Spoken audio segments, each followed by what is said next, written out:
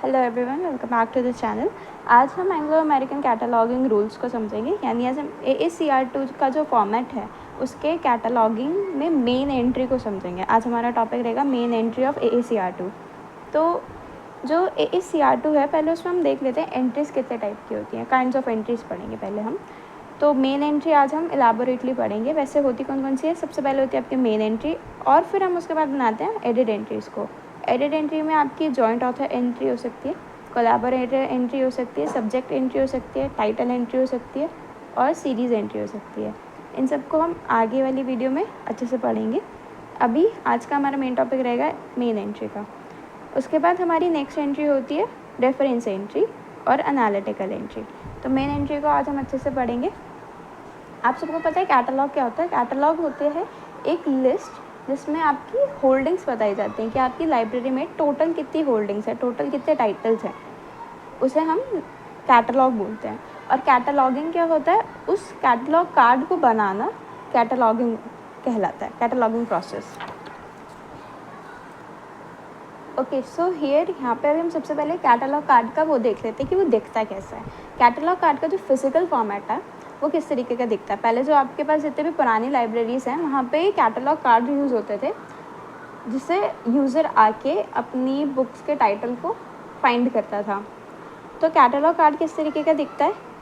Catalogue card की length और breath की जो मेज़रमेंट होती है वो होती है 7.5 सेंटीमीटर, दैट इज़ 3 इंचेस, और 12.5 centimetre, that is 5 inches. 7.5 centimetre, 12.5 centimetre, 3 inches, 5 inches, और बीच में एक पंच होल होता है। इसमें एक इमेजिनरी लाइंस जो होती हैं, ये इन पे हम कैटलॉग की जितनी भी डिटेल्स हैं उन्हें लिखते हैं। तो इस लाइन को हम कहते हैं फर्स्ट इंडेंशन, ये होती है सेकेंड इंडेंशन, और इस लाइन को हम बोलते हैं थर्ड इंडेंशन। ये जो फर्स्ट लाइन होती है इसे बोलते हैं हॉरिजॉन्टल लाइन। तो ये जो है आपका फिजिकल फॉर्मेट है कैटलॉग कार्ड का। अभी जो है हमारे पास वेब ओपैक आ गया, यानी online public access catalogue card जो आ गया है। ये सब क्या है, जितना भी आपका कैटलॉगिंग का सिस्टम है वो सब ऑनलाइन शिफ्ट हो गया है, तो ओपैक में कन्वर्ट हो गया है। अब फिजिकल कैटलॉग कार्ड्स बहुत ही कम यूज़ होते हैं और बहुत कम बनाए जाते हैं। जैसे कि अभी हमारा मेन जो टॉपिक है इस वीडियो का वो है main entry. Main entry AACR2 में डिफाइन क्या करती है? मेन एंट्री एक कंप्लीट कैटलॉग रिकॉर्ड है।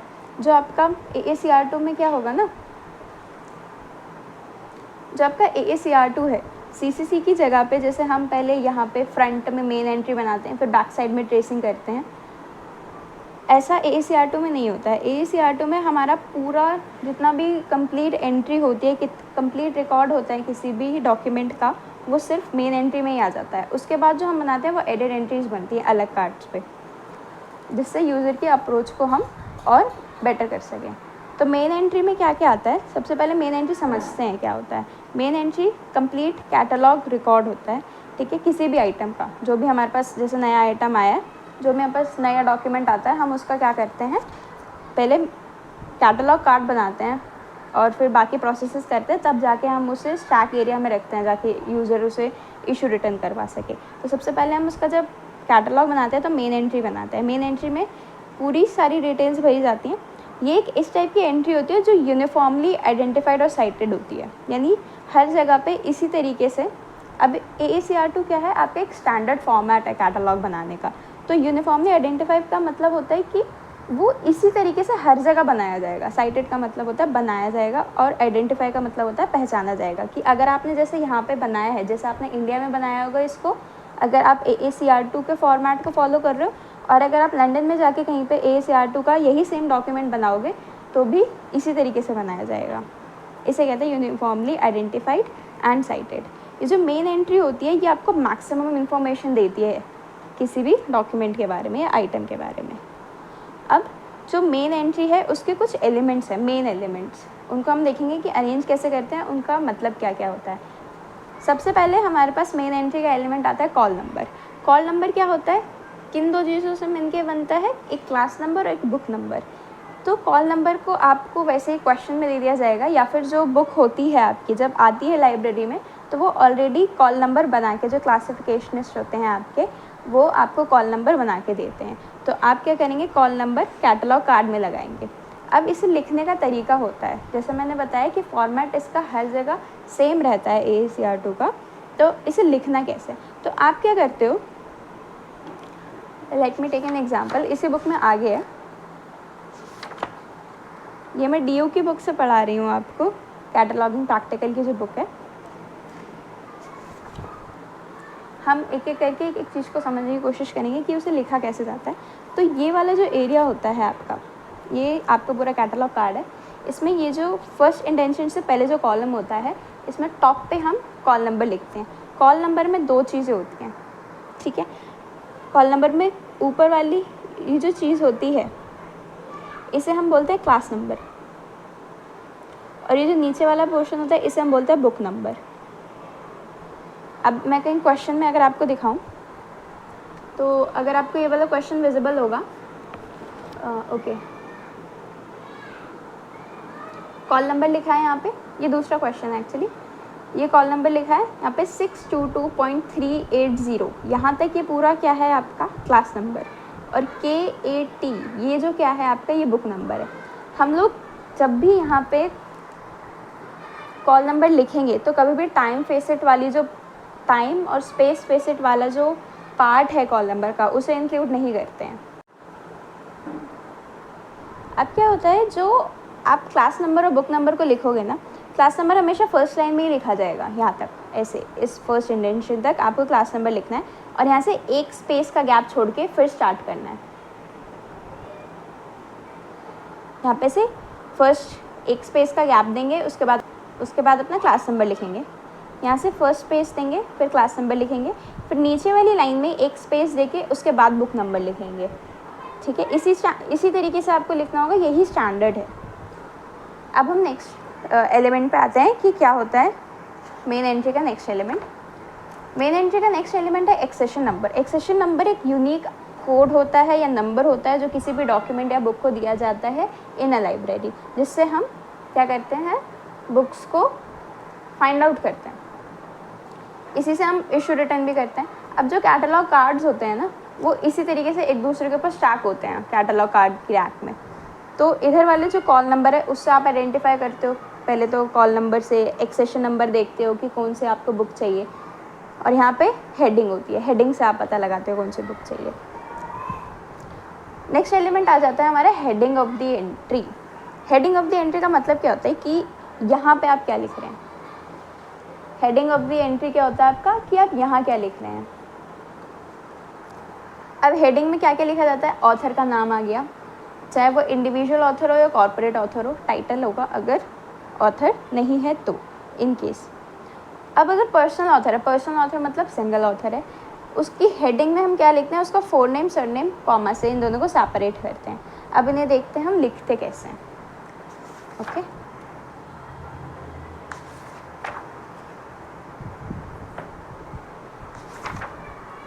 इस वाले एग्जाम्पल में देखते हैं।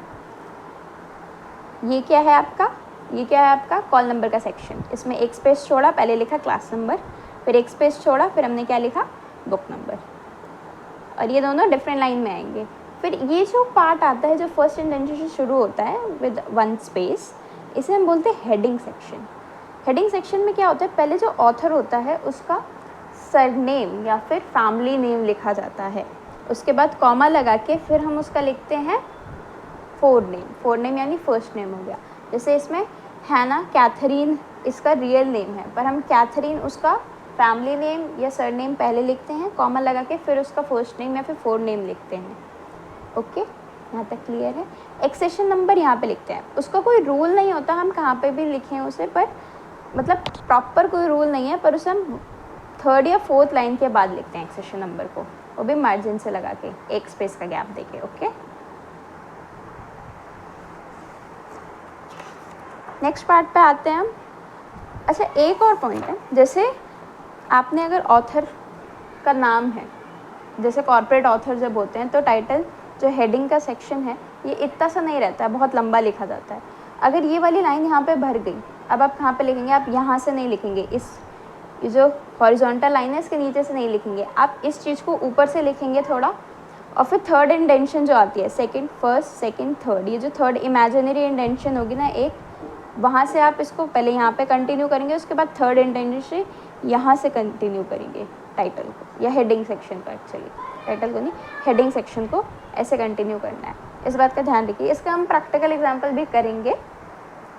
अभी ये समझ लीजिए, हैंगिंग इंडेंशन जो होती है वो जो थर्ड इंडेंशन होती है ना, उसे ही हम हैंगिंग इंडेंशन बोलते हैं जब हमें वहाँ से लिखना होता है।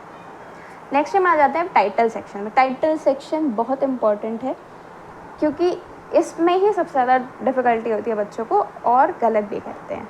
तो टाइटल जो होता है उसमें हम क्या इंक्लूड करते हैं, टाइटल, सब टाइटल, पैरेलल टाइटल, कि जिस, देखो टाइटल हो गया, जैसे ये बुक है लाइब्रेरी कैटलॉगिंग प्रैक्टिकल, अब इसका सब टाइटल भी हो सकता है। जैसे मान लो ये सिर्फ AACR2 पे होती है तो फिर इसमें नीचे लिखा होता है library cataloguing rules according to AACR2, ये सब टाइटल हो गया। पैरेलल टाइटल लाइब्रेरी कैटलॉगिंग, सिर्फ इससे भी सर्च कर सकते हो सकता है लाइब्रेरी कैटलॉगिंग प्रैक्टिकल से ना करो, या AACR2 practical library cataloguing practical, ऐसे भी सर्च कर सकते हो। पैरेलल टाइटल दिया होगा तभी आप लिखोगे, खुद से नहीं लिखोगे, ओके।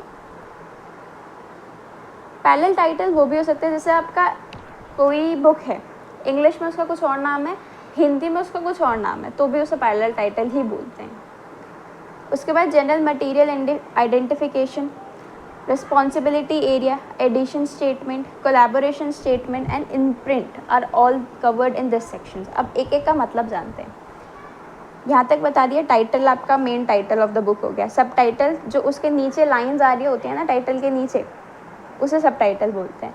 पैरेलल टाइटल इंग्लिश में और हिंदी में या किसी और नाम से उस बुक को बुलाया जाता है तो उसे पैरेलल टाइटल बोलते हैं। जनरल मटेरियल आइडेंटिफिकेशन का मतलब होता है ये जो बुक है, ये जो मटेरियल है, इसमें क्या पेजेस हैं, क्या साइज़ है इस बुक का, और जैसे हार्ड कवर है, सॉफ्ट कवर है, इन सब के भी हम लाइब्रेरी के अकॉर्डिंग होता है, ये डिटेल्स फिल करते हैं। तो ये मटेरियल आइडेंटिफिकेशन हो गया। अगर इलस्ट्रेशन है, कुछ इलस्ट्रेशन समझते हैं, जैसे पिक्चर्स बनी हुई हैं, पिक्चर्स लगी हुई हैं, या फिर कुछ कार्टूनिक टाइप में पिक्चर्स बना रखी हैं, तो उसे इलस्ट्रेशन वगैरह कहते हैं। रिस्पॉन्सिबिलिटी एरिया मतलब जिसने ये काम किया है उसका नाम। रिस्पॉन्सिबिलिटी वही तो लेगा जिसने काम किया है, ये ऑथर ही तो लेगा। तो रिस्पॉन्सिबिलिटी होता है या तो एडिटर का नाम या फिर ऑथर का नाम। फिर एडिशन स्टेटमेंट, ये जो डॉक्यूमेंट है आपका, ये कौन सा एडिशन है, फर्स्ट, फिफ्थ, 9th, ऐसे एडिशन। अब कोलैबोरेशन स्टेटमेंट का क्या मतलब होता है, इस बुक को बनाने के लिए किन किन लोगों ने अपनी मेहनत करी है।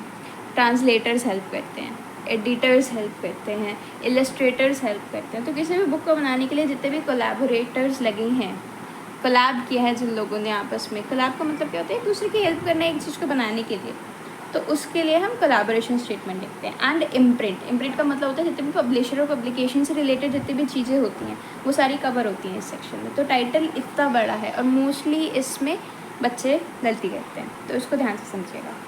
तो हम क्या करते हैं, टाइटल को लिखने के लिए सबसे पहले टाइटल का रूल होता है कि आप फर्स्ट लेटर जो होगा, जो भी आपका टाइटल है, बुक का टाइटल, उसका फर्स्ट लेटर कैपिटल लिख लेंगे। जैसे लाइब्रेरी कैटलॉग है तो L कैपिटल आएगा और बाकी सारा BIBRARY ये सारा स्मॉल, और कैटलॉगिंग जब आएगा ना तो उसमें C स्मॉल से ही स्टार्ट होगा। ये सारा हो गया। अब जब आप पैरेलल टाइटल लिखोगे उसके आगे तो आप क्या लगाओगे, इक्वल्स टू का साइन लगाते हो, क्योंकि है तो वही टाइटल, बस हो सकता है कि लैंग्वेज में डिफरेंस हो थोड़ा। इक्वल्स टू आप किसके लिए लगाते हो, पैरेलल टाइटल के लिए। अब अगर पैरेलल टाइटल नहीं है, आप पहले टाइटल लिखोगे, उसके बाद कोलन डालोगे और फिर लिखोगे सब टाइटल्स। या फिर जैसे मान लीजिए लाइब्रेरी कैटलॉगिंग लिखा है कहीं पे टाइटल में और उसके बाद कोलन डाल के एंड इंट्रोडक्शन लिखा है, तो आप उसको लिख देंगे। उसके बाद हम डालते हैं क्या, स्लैश, एक डायगोनल स्लैश ऐड होता है जब हम क्या ऐड करते हैं, statement of responsibility. Statement of responsibility मतलब जो ऑथर है, ऑथर का नाम, एडिटर का नाम। एडिटर का नाम हम एडिशन वाले स्टेटमेंट में लिखते हैं, और जब हम टाइटल लिख रहे हैं उसके बाद जो हम स्लैश डालेंगे उसका मतलब होता है कि हम स्टेटमेंट ऑफ रिस्पॉन्सिबिलिटी ऑथर को दे रहे हैं। Author, corporate author, personal author, ऐसे। ये जब हम लिखते हैं इसमें रनिंग में नेम आता है ऑथर का। रनिंग के मतलब होता है कि पहले जैसे नाम आप लिखते हो, जैसे आपका नाम है, मान लीजिए अभी हमने कैथरीन हैना का वो देखा था नेम, तो कैथरीन उनका क्या था, सरनेम था, तो सरनेम ऐसे नहीं लिखेंगे हम पहले सरनेम उसके बाद फिर लिखेंगे फोर नेम, ऐसे नहीं। आप पहले फोर नेम लिखेंगे, उसके बाद रनिंग का मतलब होता है पहले फोर नेम आना उसके बाद ही सरनेम आना। वो लिख के स्लैश डालेंगे पहले, उसके बाद उनका नेम लिखेंगे, statement of responsibility, full stop लगाएंगे। अब एडिशन का जब स्टेटमेंट लिखते हैं तो उसके लिए हम क्या डालते हैं, पहले full stop dash and space, full stop dash and space. इसे मैं दिखा रही हूँ कैसे करते हैं। लेट्स से कैथरीन हैना वाला एग्जांपल हम फिर से लेंगे। यहाँ तक आपको समझ आ गया था कि ऑथर की जो ये हेडिंग है कैसे बनेगी, पहले सरनेम कॉमा फिर फोर नेम। अब सेकेंड इंडेंशन से हम स्टार्ट करते हैं क्या, title of the book. Title of the book देखो फर्स्ट लेटर कैपिटल आएगा, बाकी सारा स्मॉल आएगा, फिर कोलन डाल के इंट्रोडक्शन। ये क्योंकि आपका ये जो बुक है ना इसमें आपका क्वेश्चन दे रखा है ये रहा, art of computer programming and introduction. इसे समझ लीजिए एज पूरा टाइटल ही है ये। तो इसमें जो ये दे रखा है ना आपको ए कैपिटल, इसे भी स्मॉल में ही लिखना है, स्मॉल में लिखा है इधर, ठीक है। अब हम डालते हैं स्लैश डालेंगे। अब यहाँ पे स्पेस नहीं है तो आप यहाँ से भी कंटिन्यू कर सकते हैं। मैंने क्या बताया, अभी नेम जो होगा ऑथर का ये रनिंग में आएगा। रनिंग का मतलब होता है पहले फोर नेम फिर सरनेम, पहले खुद का नाम फिर सरनेम है वो लिखना है। फिर आता है डॉट यानी फुल स्टॉप, डैश और स्पेस। इसके बाद हम एडिशन की स्टेटमेंट लिखते हैं। एडिशन यानी सेकेंड एडिशन दे रखा है इसमें, तो सेकेंड लिखोगे फिर ईडी लिखोगे स्मॉल में, फिर फुल स्टॉप, फिर डैश डालते हैं। अब एडिशन का यहाँ तक ख़त्म हो जाता है। अब अगर after edition area denoted by full stop dash space comes the imprint area. इसमें इम्प्रिंट का बता रखा है, इम्प्रिंट यानी पब्लिकेशन। देखो न्यूयॉर्क पब्लिकेशन है, कोलन डालते हैं। अब मैं बताऊँगी ये कैसे। पहले क्या होता है, जब आप एडिशन एरिया ख़त्म कर लेते हो तो फुल स्टॉप डैश और स्पेस फिर से आता है, और इसमें हम क्या ऐड करते हैं, सबसे पहले प्लेस ऑफ पब्लिकेशन। इसे क्या बोलते हैं, प्लेस ऑफ पब्लिकेशन, कोलन डालते हैं, फिर पब्लिकेशन का नाम कि कौन था, किसने पब्लिश किया था, जो पब्लिकेशन ऑर्गेनाइजेशन है, पब्लिशर जो है वो आता है। फिर कॉमा डालते हैं और फिर हम लिखते हैं time, year, time, date of publication, ऐसे आता है, ठीक है। अब इसका एक लाइन छोड़ के हमारे पास आता है फिजिकल डिस्क्रिप्शन। फिजिकल डिस्क्रिप्शन अभी हम पढ़ते हैं, पहले इसको हम कंप्लीट कर लेंगे। इम्प्रिंट एरिया को हम कैसे ऐड करते हैं, ये publisher location, their name and the year of publication, यानी पब्लिकेशन कहाँ हुई है, पब्लिशर का नाम क्या है और वो किस ईयर में पब्लिश हुई है। ऐसे करके हम ख़त्म करते हैं। पंचुएशन बहुत याद रखिएगा, क्योंकि पंचुएशन अगर गई, गलत हुई तो आपका 1 मार्क्स कट जाता है। 12.5 मार्क्स का एक क्वेश्चन आएगा, इसका ही 1 मार्क्स कट जाएगा, तो आपका लिखने का फिर पॉइंट नहीं बनेगा प्रॉपर, कि अगर आप इतनी मेहनत से लिख रहे हो और छोटी छोटी मिस्टेक्स करोगे, सिली मिस्टेक्स करोगे, मार्क्स नहीं आएंगे, क्या फ़ायदा करके। इतनी मेहनत है ना, तो ध्यान रखिएगा पंचुएशन का बहुत ज़्यादा। अब physical description and series note. Physical description and series note क्या होता है, कई बार बुक्स के अंदर ना एक नोट दे रखा होता है। नोट इन द सेंस का मतलब होता है कि अगर कोई बुक है, मान लीजिए सेम टाइटल्स की है, तो उसके नीचे वो सब टाइटल्स होता है जो आप सोच रहे हो, जो उसके नीचे लिखा होता है, पर बुक को फाइंड करने के लिए एक एक्स्ट्रा लाइन या फिर कुछ इन्फॉर्मेशन दे रखी होती है, उसे इधर यहाँ पे अदर इन्फॉर्मेशन लिखा है ना, originally publish by research department, तो इसे नोट सेक्शन कहते हैं। तो फिजिकल डिस्क्रिप्शन का पहले हम देखते हैं। फिजिकल डिस्क्रिप्शन में क्या होता है, ये वाले जो होते हैं इन्हें हम बोलते हैं, जो रोमन नंबर में पेजेस लिखे होते हैं, ये सारे पेजेस हैं यहाँ तक, पी तक, ये पेजेस की इन्फॉर्मेशन होती है। उसके बाद साइज़ की इन्फॉर्मेशन आती है। तो जो ये रोमन नंबर में लिखे होते हैं ना पेजेस, इन्हें हम बोलते हैं प्रिलिमिनरी पेजेस। उसके बाद हम कॉमा डालते हैं, उसके बाद हम ऐसी बुक्स ऐसे लिखते हैं जो टोटल पेजेस होते हैं। अब इस वाली बुक में अगर मैं आपको दिखाऊं तो प्रिलिमिनरी पेजेस कैसे होते हैं, ये जो बुक्स है, जैसे ये इंडेक्स है, इंडेक्स में ऐसा रोमन नंबर में लिखा है, इंडेक्स में रोमन नंबर में लिखा है। यहाँ पे जाके जब आपका मेन चैप्टर स्टार्ट हुआ है तब यहाँ से आपके ये नंबर स्टार्ट हुए। तो प्रिलिमिनरी पेजेस के ख़त्म होने के बाद आपके इंडो अराबिक नंबर शुरू होते हैं, उनको हम अलग से लिखते हैं, समझे। तो इस तरीके से हमें इसका फिजिकल डिस्क्रिप्शन लिखना होता है।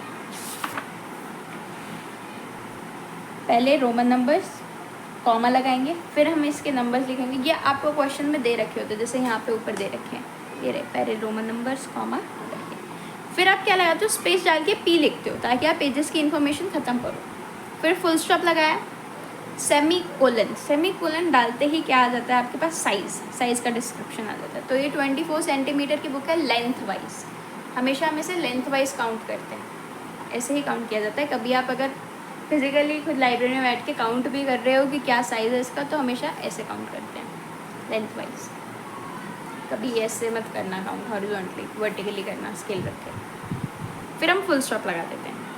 इन केस अगर आपके पास सीरीज़ का कोई क्या है इन्फॉर्मेशन है, जैसे मैंने कहा फिजिकल डिस्क्रिप्शन तो है ही है हमारे पास इधर इस वाले सेक्शन में लिखने के लिए, मगर क्या दे रखा है, सीरीज़ का कोई नोट भी दे रखा है। फिजिकल डिस्क्रिप्शन मैंने कहा बताया वो पेजेस का और साइज़ का हो गया, अब सीरीज़ का नोट भी दे रखा है। तो सीरीज़ के नोट को हम कैसे ऐड करते हैं,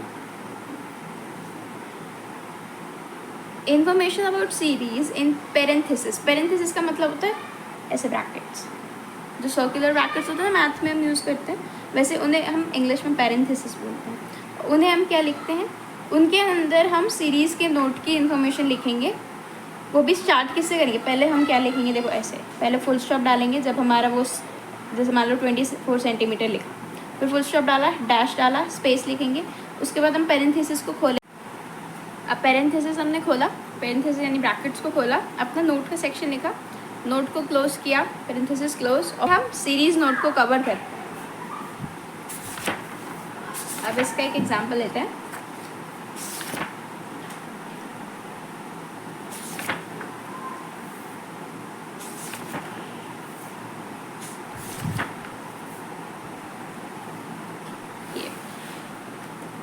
ठीक है,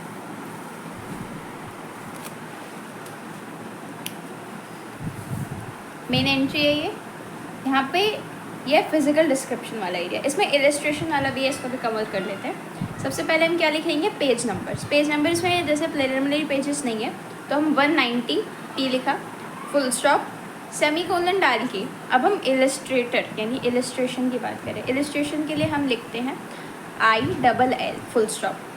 ऐसा समझ लो कि आप शॉर्ट फॉर्म लिख रहे हो, तो किसी भी चीज़ को शॉर्ट फॉर्म लिखने के बाद आप फुल स्टॉप लगाते हैं एब्रिविएशन में, तो P full stop, illustration full stop. जब भी दूसरी इन्फॉर्मेशन स्टार्ट करनी है तब सेमी कोलन लगा दिया। दूसरी इन्फॉर्मेशन, इलस्ट्रेशन का मतलब हो गया, ILL का मतलब है कि ये जो बुक है इलस्ट्रेशन इंक्लूड करती है। अब उसके बाद सेमी कोलन लगाया, सेमी कोलन के बाद हमने क्या लिखा है यहाँ पे, बुक की लेंथ 21.5 सेंटीमीटर आ गया, फुल स्टॉप। यहाँ तक फिजिकल डिस्क्रिप्शन खत्म हो गया। अब फुल स्टॉप, डैश, पेरेंथेसिस शुरू करेंगे स्पेस डालने के बाद।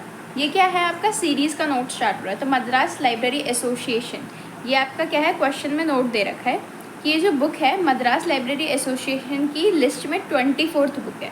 तो यहाँ पे हम MLA लिखा, सेमी कोलन डाला और 24 लिखा, फुल स्टॉप डाला, पेरेंथेसिस क्लोज किया, ख़त्म। ये होता है आपका सीरीज़ का नोट जब हम डालते हैं वो। इसका क्वेश्चन ये रहा, इसमें क्या लिखा है, ये बुक कंटेन सम इलस्ट्रेशन, तो यानी ये अदर इन्फॉर्मेशन आपको दे रखी होगी तभी आपको पता चलेगा कि इस बुक में इलस्ट्रेशन है कि नहीं है। तब ये वो P full stop, semi colon, ILL full stop, semi colon, फिर साइज़ जैसे 24 सेंटीमीटर आ गया, फिर फुल स्टॉप, डैश डाल के नोट का सेक्शन, और ये ऐसे क्लोज कर दोगे पेरेंथेसिस को। ये आपका क्या है, फिजिकल डिस्क्रिप्शन वाला एरिया है, और ये सीरीज नोट वाला। यहाँ पे क्या लिखा है, द बुक, ये जो बुक है published under Madras library association, MLA के अंडर पब्लिश हुई है, और नंबर 24 लगाने के लिए आपको इसमें सेमी कोलन 24 लिखना पड़ा था बस। अंडरस्टूड, ठीक है। अब लास्ट इसमें एक चीज़ रह गई है, बस उसको और कवर कर लेते हैं, दैट इज़ ये छोटी छोटी पार्ट्स हैं इसके एलिमेंट्स मेन एंट्री के, वो है नोट सेक्शन। नोट सेक्शन क्या होता है कि किसी बुक में अदर इन्फॉर्मेशन दे रखी होती है। अदर इन्फॉर्मेशन का मतलब है एक बुक को फाइंड करने के लिए, जैसे एक बुक के कई टाइटल्स हैं, सेम टाइटल्स हैं, या फिर कोई स्पेसिफिक बुक है उसको हम फाइंड करने के लिए नोट्स भी हम उसके डाल देते हैं कि ये बेटर करेगा हमारे सर्च को। तो नोट्स आपको बुक में गिवन होते हैं तो आप उसको डायरेक्ट ऐड कर देते हैं नोट सेक्शन में। फिर IS में लिखते हैं, जो बुक या कोई भी पीरियोडिकल होता है पब्लिश हुआ है अगर वो, तो उसके पास एक इंटरनेशनल स्टैंडर्ड नंबर होता है। अगर वो बुक है तो उसके पास ISBN होगा, इंटरनेशनल स्टैंडर्ड बुक नंबर। अगर वो पीरियोडिकल है तो उसके पास इंटरनेशनल स्टैंडर्ड सीरियल नंबर होगा। ठीक है, तो ऐसे स्टैंडर्ड नंबर जब होते हैं तो उन्हें ISBN या ISSN को हम उधर लिखते हैं। फिर हम नीचे करते हैं ट्रेसिंग। ट्रेसिंग जो है, जब हम एडिट एंट्री बनाते हैं तो उसके लिए ट्रेसिंग काम आती है। नोट्स का एग्जांपल आपको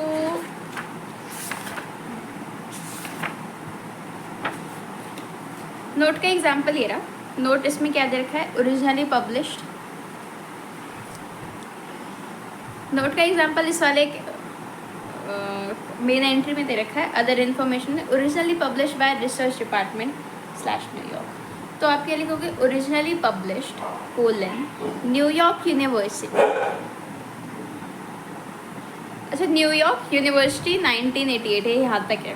नहीं, यहाँ से प्रिंट करना चाहिए था इस time. Let it be. Originally publish लिखेंगे आप। अब पूरा बाय रिसर्च डिपार्टमेंट तो अलग से नहीं लिखोगे, तो ओरिजिनली पब्लिश कोलन ये न्यूयॉर्क यूनिवर्सिटी कहाँ हुआ है पब्लिश, फिर कोलन डाल के ये रिसर्च डिपार्टमेंट में हुआ है, फिर टाइम लिखेंगे। ये होता है आपका नोट सेक्शन। इस तरीके से लिखते हैं। इसके नीचे आता है ISBN नंबर। ISBN का एक एग्जाम्पल देते हैं।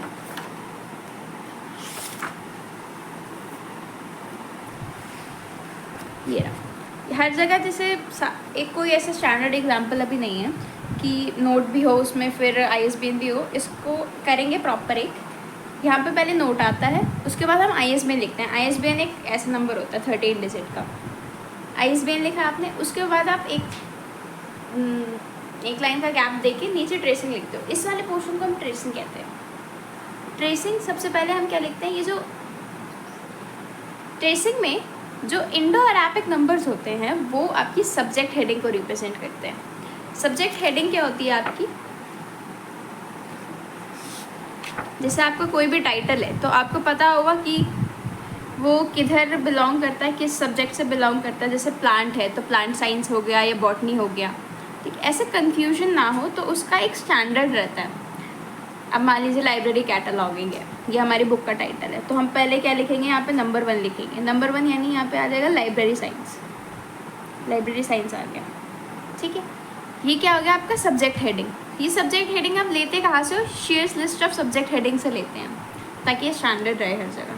फिर हम लिखते हैं रोमन नंबर, जैसे 1 लिखा, अब फर्स्ट लिख दिया। अब इसमें हम फर्स्ट चीज़ जो आती है आपकी एडिट एंट्री बनती है। एडिट एंट्री आप एक तो इससे बनाते हो सब्जेक्ट हेडिंग की, फिर आप टाइटल की बनाते हो।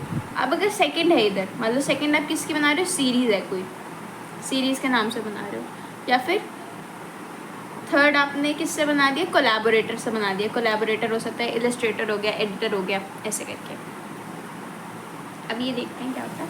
अब इसमें क्या लिखा है ट्रेसिंग में, फर्स्ट हिस्ट्री। ये जो बुक है, ये जो बुक है आपकी the art of war bye John green, ये जो है ये हिस्ट्री की बुक है। तो हिस्ट्री इसका क्या है, सब्जेक्ट हेडिंग है। सब्जेक्ट हेडिंग हमने कहाँ से ली, Sears list of subject heading से। वहाँ से हमने हिस्ट्री लिया, फिर स्पेस छोड़ा, फिर रोमन नंबर में ये लिखा। ये इंडो अरेबिक जो होता है वो सब्जेक्ट हेडिंग को दिखाता है। Roman numbers title, series, collaborators इनको दिखाता है।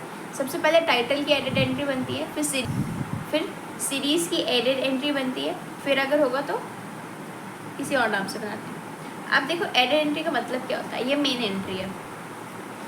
मेन एंट्री में आपने सारी इन्फॉर्मेशन दे दी जितनी आपको देनी थी, जितनी आपको पता थी।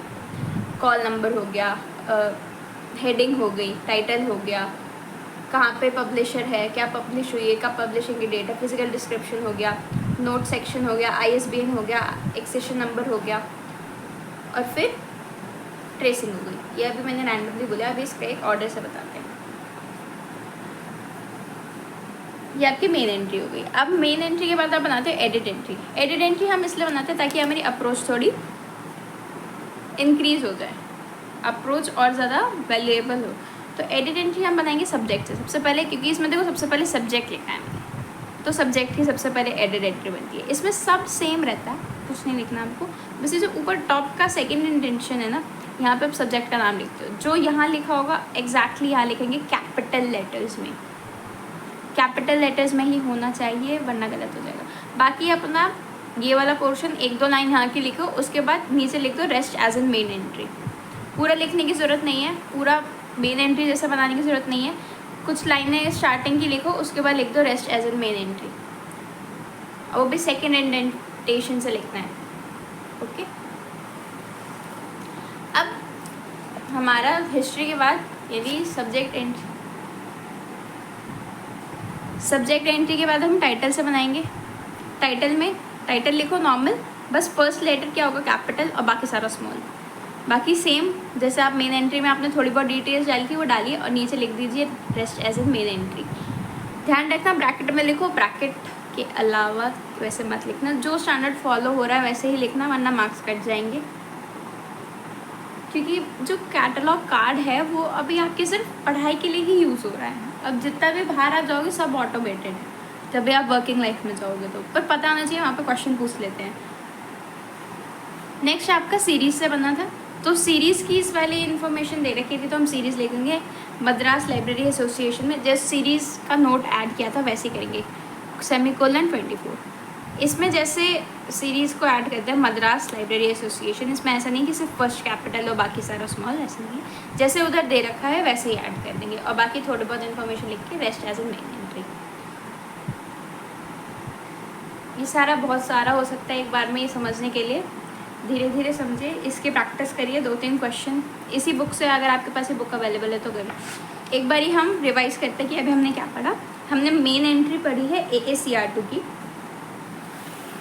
सबसे पहले मेन एंट्री में आता है कॉल नंबर। कॉल नंबर को हम कहाँ प्लेस करते हैं, टॉप लेफ्ट में, जो फर्स्ट इंडेंशन और मार्जिन के बीच में जो एरिया होता है उधर। फिर एक्सेशन नंबर जो हम 3rd या 4th लाइन में लिखते हैं। हेडिंग ऑफ द एंट्री ये ऑथर के नाम से बनती है, जिसमें फैमिली नेम यानी सरनेम पहले आता है, कॉमा लगा के फिर फोर नेम आता है। टाइटल सेक्शन,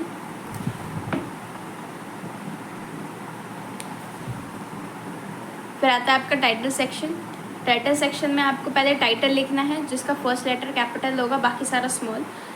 उसके बाद अगर पैरेलल टाइटल है तो इक्वल्स टू लगा के पैरेलल टाइटल लिखेंगे, वरना उसे रहने देंगे। फिर स्लैश डाल के लिखेंगे स्टेटमेंट ऑफ रिस्पॉन्सिबिलिटी, जो कि क्या होता है ऑथर का नाम जो रनिंग में आता है। पहले सरनेम नहीं आएगा, पहले फोर नेम आएगा, पहले फोर नेम फिर सरनेम, रनिंग में लिखिए, कोई दिक्कत नहीं है। फिर फुल स्टॉप डैश डाल के आप सेकंड एडिशन, जैसे फर्स्ट है फर्स्ट एडिशन लिखो, सेकंड एडिशन लिखो, एडिशन नहीं लिखते हैं पूरा, ED लिखते हैं। फर्स्ट यानी 1 बनाओ, छोटा ST लिखो ऊपर, स्पेस लेके ED फुल स्टॉप, ऐसे। फर्स्ट एडिशन को लिखोगे क्यों, क्योंकि फर्स्ट बुक ही पब्लिश हुई है तो फर्स्ट एडिशन नहीं लिखते, सेकंड, थर्ड, फोर्थ ऐसा करके एडिशन को लिखा जाता है। फिर full stop dash, full stop space dash को लेके लिखते हैं। फिर हम क्या लिखते हैं, पब्लिशर की डिटेल्स जितनी भी होती है। पहले पब्लिशर की लोकेशन आती है कि पब्लिश कहाँ पे हुआ है ये डॉक्यूमेंट, फिर पब्लिशर का नाम आता है, उसके बाद पब्लिशर की ईयर आती है, यानी पब्लिकेशन की ईयर क्या है। उसके बाद फुल स्टॉप लगाते हैं हम।